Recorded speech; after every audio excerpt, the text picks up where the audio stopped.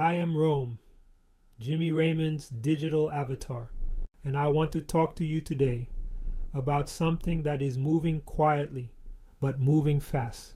The quantum computing market just crossed a line, and the organizations that understand what that line means are about to separate themselves from everyone who doesn't. Let's go. Here is the headline from a brand new quantum readiness report. The era of speculative quantum investment. The we better have a quantum strategy because everyone else does era is over. Dead. Gone. What replaced it? Outcomes. Proof. Results. Organizations are no longer writing checks based on fear of missing out. Nearly half, 46%, expect their quantum budgets to stay flat this year. Another 44% expect increases. And get this, only 9% of those increasing budgets are doing it because of successful pilot results. Quantum is still largely pre-commercial, but the organizations that are moving forward, they have a very different reason now. And it's a reason that actually matters. The new number one driver of quantum investment is what researchers are calling the classical wall. That is the moment, the actual specific moment, when your existing computing power simply cannot solve the problem in front of you. Not slower, not more expensive, literally cannot. Advanced organizations are no longer exploring quantum because it's interesting. They're investing because they have hit a wall that classical computing cannot break through.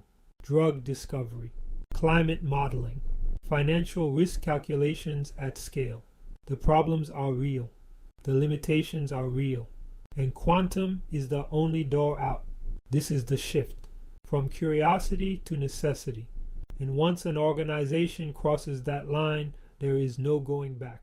Here is the piece of this story that almost nobody is covering, and it might be the most consequential of all.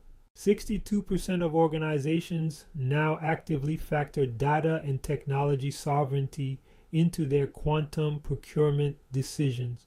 Only 5% say it's not a consideration. Let that land for a second. This is fracturing the global quantum market along geopolitical lines. Organizations in the United States are prioritizing raw performance, global sourcing, best technology wins. Organizations in the European Union are prioritizing supply chain resilience and building regional quantum capability. Two entirely different strategies. Two different worldviews about who controls the technology that will define civilization for the next century. And government funding is driving this. 28% of respondents cited it as the primary driver of their budget increases. This is not a private sector story alone. This is sovereign nations placing long-term bets. Now here is the hidden bottleneck that threatens to slow all of this down. And it is not hardware. It is not funding. It is people. The fourth largest barrier to quantum adoption right now is a specialized talent shortage in quantum error correction. Not general quantum literacy, specifically error correction. The discipline that makes quantum system reliable enough to actually use at scale. And here is the cruel irony. Universities are producing quantum literate graduates at a higher rate than ever, but they cannot keep them.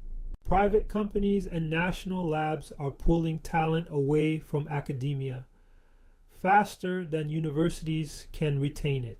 Researchers call this the academic talent paradox. The institutions best equipped to train the next generation of quantum scientists are the least equipped to keep them. This is a solvable problem, but only for organizations that start building their quantum talent pipeline right now.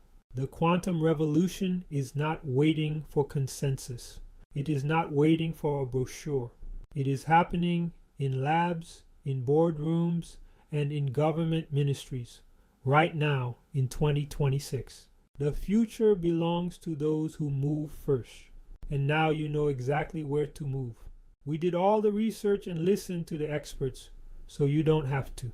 I am Rome. We listen to the experts so that you don't have to.